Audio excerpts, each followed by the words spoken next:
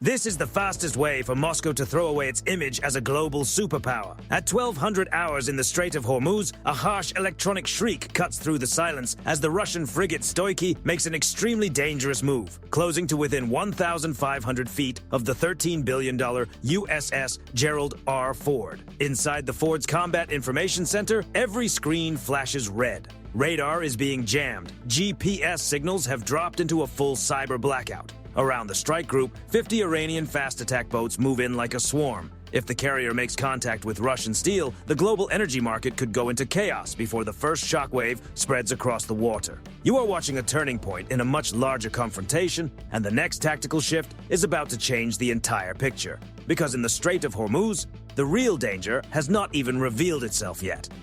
Right now, the global economy is under intense pressure in the Persian Gulf. By early 2026, a desperate and increasingly unrestrained partnership between Moscow and Tehran has turned the Strait of Hormuz into a geopolitical pressure point. Moscow wants a second front to pull attention away from Ukraine, while Tehran is using its location as a strategic hammer against international sanctions. They are not simply patrolling these waters. They are trying to create an unofficial choke point at the most important maritime gateway on Earth. Think of this strait as the narrow entrance to the world's richest neighborhood, with 20% of global oil passing through it every single day. Russia and Iran believe they can tighten their grip on that gate and pressure the West into making concessions. It is a textbook example of gray zone warfare, where individual platforms like the frigate Stoiky are used to mask a billion-dollar power play. At 12:15 hours, the world's most critical shipping lane becomes a high-speed test of nerve. The Russian frigate Stoiky suddenly turns and closes to within 1,500 feet of the USS Gerald R. Ford. At the same moment, the Russian bridge switches on high-gain radar jammers, filling the air with a wall of electromagnetic noise. This is a blunt force display. Moscow appears to believe that by moving this close and disrupting the Ford's Aegis systems, it can force the 100,000-ton American carrier to hesitate. It is the tactical equivalent of a reckless biker cutting within inches of a school bus while blasting a powerful light into the driver's eyes. But the U.S. Navy does not hesitate. The Ford immediately shifts into MCON Alpha. In one perfectly coordinated move, the world's most advanced supercarrier goes dark, shutting down every radio, every radar emission, and every digital signal. We disappear from the electromagnetic spectrum, turning the most expensive warship ever built into a 100,000-ton Phantom. While the Russian crew celebrates behind a curtain of electronic interference, convinced the carrier has been blinded, the U.S. Navy is already dissecting the situation in silence. The Ford is no longer relying on radar. Instead, its crew switches to high-definition FLIR and thermal imaging systems. Now they can track the exact heat signature of Stoiky's engine room and even the tense movement of its bridge team in crystal-clear detail. Moscow showed up with noise and intimidation, but the Ford is responding with precision. They think empty radar screens mean victory. They do not realize their ship is being studied down to its mechanical pulse. This network combat system does not need to broadcast its presence to stay fully aware. At 12:30 hours, while Stoiky keeps up its electronic deception against the Ford, Tehran unleashes the next phase from the jagged limestone caves along the coast. 50 IRGC Zolfagar fast attack craft roar onto the water at 70 knots. But they are not rushing straight at the American fleet. In a calculated display of asymmetric pressure, the Iranian Wolfpack threads its way through a line of 300,000-ton civilian supertankers. Tehran is using the world's energy supply as a shield. They understand that the U.S. Navy's rules of engagement are built around discipline and restraint. Firing a 5-inch shell or launching a harpoon into that swarm could trigger a disaster in the Gulf and send shockwaves through the global economy. It is like trying to deal with a swarm of hornets inside a room packed with explosives. The giant has overwhelming strength, but its own responsibility limits how that strength can be used. Far above the chaos at 35,000 feet, Moscow adds another layer to the pressure. A Tu-95 Bear bomber begins circling the area, its long-range cruise missiles already active and receiving targeting updates. The Kremlin is not trying to hide. It is doing the opposite, projecting a huge radar signature to drag the Ford's Aegis system upward. This is the vertical squeeze in action. If the U.S. Navy shifts its attention to the high-altitude bomber, the fast boats below can move in and launch short-range torpedoes at the tankers. If attention stays on the swarm below, the bomber can simulate a strike from above. Moscow and Tehran believe they have created the perfect dilemma, one designed to divide American fire control and fracture this system of systems approach. In their minds, they have finally cornered Washington into choosing between a battlefield setback and a global economic shock. But as the Russian pilot gets ready for the next move, he has no idea that he is already being tracked by a set of eyes that does not need radar to lock onto the threat. By 1300 hours, the world's most important shipping lane is pushed into near-total darkness as Moscow and Tehran attempt their ultimate digital shutdown. This is not ordinary jamming. It is a full-scale GPS spoofing operation. Russian intelligence teams, working in a tight loop with Iranian cyber specialists, push a highly coordinated deception into the American navigation network. On the Ford's tactical displays, every ship in the strike group appears to be exactly where it should be. But in reality, the Fifth Fleet is being pulled by a digital illusion toward a near-disastrous encounter with a 300,000-ton supertanker. Inside the Combat Information Center of an Arleigh Burke destroyer, the scene turns chaotic. The screens show open water, but the lookouts on the bridge are shouting warnings. Out of the mist, a massive wall of steel suddenly appears less than 200 yards away. Collision alarms tear through the ship, and 300 sailors have only seconds to stop an environmental and economic catastrophe. In Moscow, advisors watch their consoles, waiting for the kind of incident that could paint the U.S. Navy as reckless and set the entire Gulf into turmoil. It is a sharp example of gray zone sabotage, using America's own advanced systems against it and trying to steer it toward a billion-dollar disaster.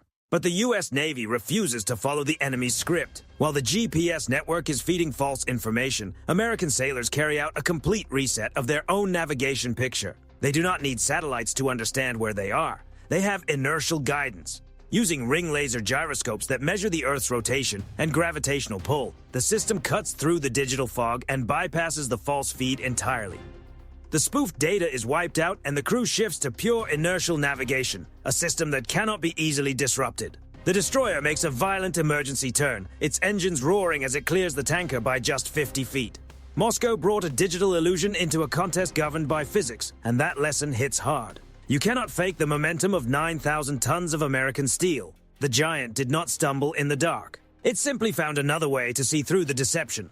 What was meant to be the end of the story instead becomes another moment of technical embarrassment for the Russia-Iran partnership. By 1330 hours, as the American fleet pushes out of the GPS haze, Moscow launches its smartest backup move yet, the Shadow Link. Realizing Washington has broken through the navigation deception, Russian teams activate a low-tech mesh network across the 50 Iranian Zulfiqar boats. They abandon high-frequency satellite communication and switch to atmospheric bounce, using the jagged limestone cliffs along the coast to reflect low-frequency analog radio signals. It is a rough, buried signal hidden inside the ordinary noise of local radio traffic and civilian maritime chatter. Moscow believes it has found the one band Uncle Sam will hesitate to disrupt, creating a protected channel for the swarm to coordinate its final move. But the U.S. Navy is not operating on courtesy. It is operating on total control of the spectrum. That is when the EA-18G Growler enters the scene. As the Iranian boats begin celebrating what they believe is an untouchable communications link, two Growlers race in from the USS Abraham Lincoln. They are not simply flooding the air with static. They are using cognitive electronic warfare. Equipped with the next-generation jammer, these aircraft function like the most advanced noise-canceling system ever built. Imagine a premium set of headphones that does not just block sound, but isolates one exact signal and removes it from existence. That is what the Growler does here. It detects the precise rhythm of the Russian-Iranian mesh network and strips it out of the battle space. In an instant, Iranian commanders are speaking into their radios, but their crews hear nothing except a chilling, compressed silence. The American pilots are not overpowering the signal. They are erasing it with precision. In less than 90 seconds, the Shadow Link is gone. The 50 Iranian boats racing across the water at 70 knots are suddenly cut off, blind and disconnected.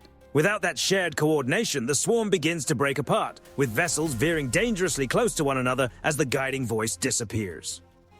By 1400 hours, the Strait of Hormuz is standing on the edge of open war.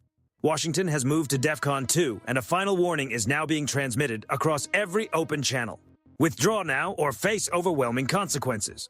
Tehran and Moscow are convinced the U.S. Navy is bluffing. They are betting that an aircraft carrier is too valuable to be fully committed inside such a narrow and exposed choke point. They believe they have trapped the giant. What they do not realize is that the giant has already been positioned in their shadow for the last 72 hours. Then the water changes. Halfway between the Iranian coast and the USS Gerald R. Ford, the deep blue surface begins to churn. A massive 560-foot black silhouette rises through the sea, throwing off millions of gallons of water. It is the USS Michigan, an Ohio-class nuclear-powered guided missile submarine. Normally, ships like this are built to remain invisible until the moment everything has already changed. But today, it surfaces in plain sight, delivering one of the most chilling displays of force the Fifth Fleet has ever made. The message is unmistakable. By bringing that submarine to the surface in the center of the world's most dangerous maritime choke point, the U.S. Navy has just shattered the confidence of the IRGC leadership. And the Michigan is not just a submarine. It is a floating missile battery carrying 154 Tomahawk Block 5 cruise missiles. Each of those Tomahawks is now being assigned its final targeting solution for Iran's underground launch complexes and command bunkers carved into the Keshem limestone. Tehran's fast attack swarm is still cut off and disoriented after the Growler's electronic strike. And now it is staring at a nuclear-powered platform that has appeared without warning just off its coast. This is the moment everything changes. While they were focused on controlling the sky, an unseen American asset had already taken position beneath them. In an instant, the hunters realized they are no longer setting the pace. They are boxed in, under pressure, and facing a force that no longer needs to prove anything. The U.S. Navy is simply waiting to see whether anyone makes the mistake that changes everything. At 14:30 hours, the tension in the Strait of Hormuz finally breaks. Not with a barrage of fire, but with something even colder. Complete strategic failure. One layer after another, the entire plan has unraveled. The GPS deception is gone. The Shadow Link network has been erased. The high-altitude pressure tactic has been neutralized. Every piece of the Russian-Iranian operation has been methodically dismantled by American coordination and integration. Realizing the situation has turned against them, Moscow and Tehran order an immediate step back over the International Guard frequency. A shaken Russian voice announces the successful completion of planned regional exercises, trying to wrap the retreat in diplomatic language. But the performance convinces no one. The world has already seen who controlled the battle space. The Russian frigate Stoiky and the remaining Iranian Zulfigar boats turn around and head back toward port. No longer advancing, no longer posturing, just withdrawing under pressure. The U.S. Navy does not pursue. It does not need dramatic visuals to make the outcome clear. The real win for the Pentagon is not destruction, it is information.